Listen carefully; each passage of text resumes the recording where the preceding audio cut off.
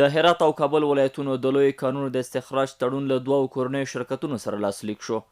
د کانونو پټرولیم وزارت مشرتابه د تړون د لاسلیک مراسمو کې وویل چې د هرات ولایت د بارید کان په پروژه کې نږدې 6 میلیونه ډالره او په کابل کې د یاقوتو کان په پروژه کې څه باندې 22 میلیونه ډالره پانګونه کیږي.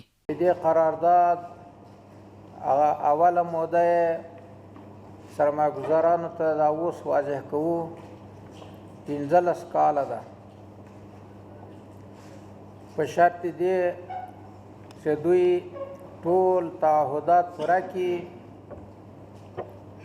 بیا به د وزارت معدن له طرف نه دغه وخت د 2 دورو لپاره بیا حق د تمدید لري. د کانونو پټرولیم وزیر زیاتوي چې له دغو کانونو څخه استخراج شوي توکي په هیواد کې دننه پروسس کیږي.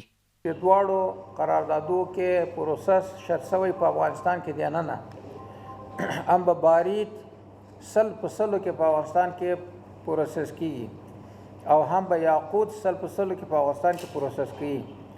44% سهم حکومت است و 56% سهم قراردادی شرکت است.